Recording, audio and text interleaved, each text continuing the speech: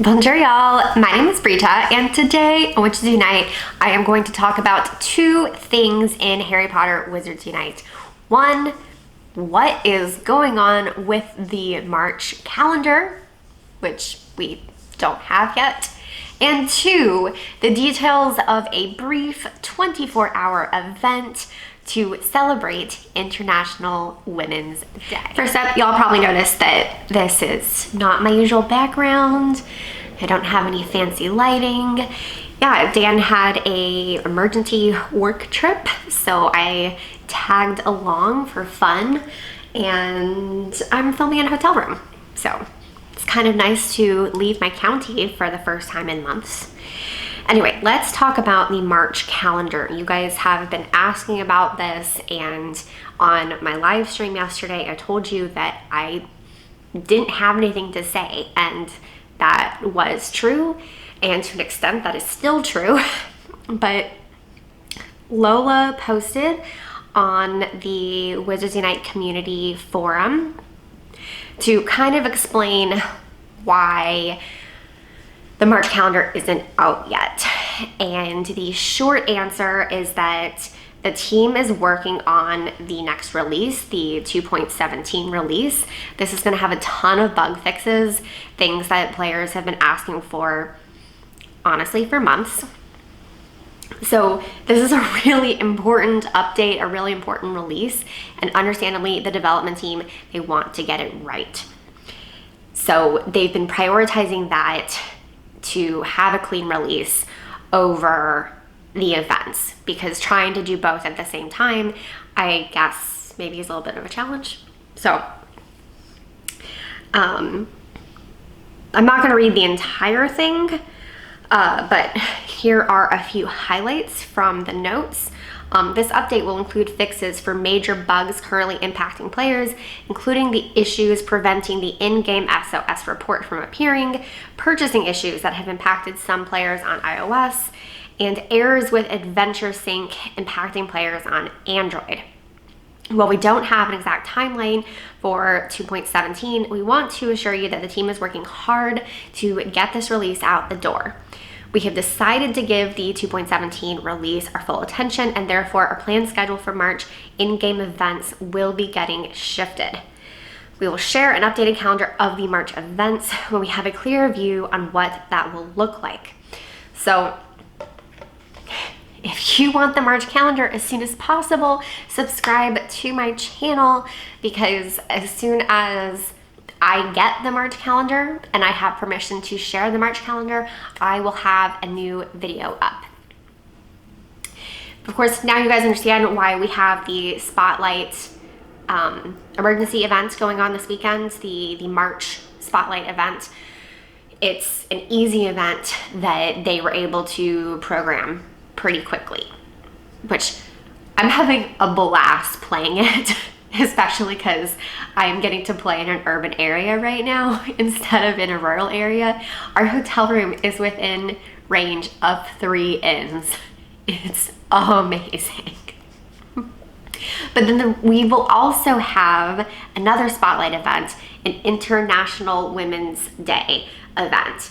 So that will be another event that's very similar, just boosted foundables, no tasks, no rewards. That's gonna last just 24 hours. So yeah, let's go into I was really hoping to finish that segment without sneezing, but I didn't. Let's go into the details of that and share some tips to help you enjoy that brief event. International Women's Day is, of course, one of my favorite holidays. In fact, in university, my sorority had some dress-up days for seniors, and one of our days was holidays, so everybody had to dress up as a holiday, and I dress up as International Women's Day because, of course, I did. I have also done videos celebrating women, and really my entire channel is dedicated to celebrating women. So I'm a big fan of International Women's Day, and I am really glad that Wizards Unite is doing something to commemorate it. So again, this is going to be a 24-hour event. It will be Monday, March 8th at 11 a.m. Pacific time until Tuesday, March 9th, 11 a.m. Pacific time. So basically, as soon as the weekend emergency foundables spotlight event ends, the new spotlight event will immediately begin. And then we will have increased sightings of young Ginny Weasley, young Hermione Granger, young Luna Lovegood, Angelina Johnson, Parvati Patel, I think it's Patel, portrait of Helga Hufflepuff, portrait of Rowena Ravenclaw, Pomona Sprout, and Professor McGonagall. Now, if you notice, there is one super awesome female Harry Potter character missing from the list, Nymphadora Tonks, but she is slated to be featured on a future community day. Not really sure how far in the future that's going to be. Like I said, I really don't have a calendar right now. But that's why she has been left off of the International Women's Day Spotlight event.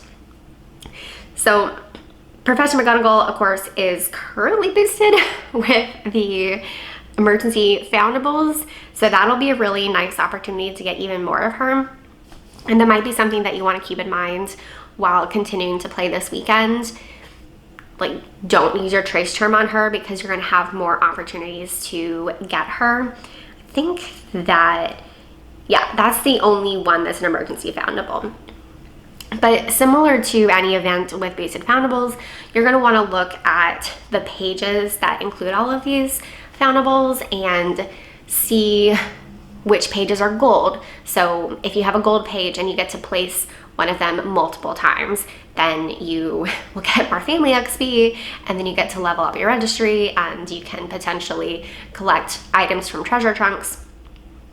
So like I have whatever page that Angelina Johnson and Parvati Patel are on, I have that gold. So I get lots of ministry manuals and family XP whenever I place them. So I'll be focusing on them during that short 24-hour event.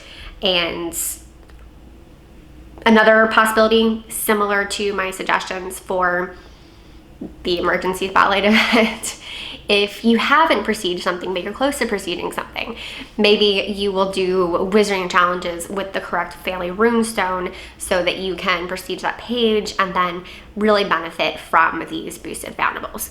Of course, this is only a 24-hour event as opposed to a 72-hour event.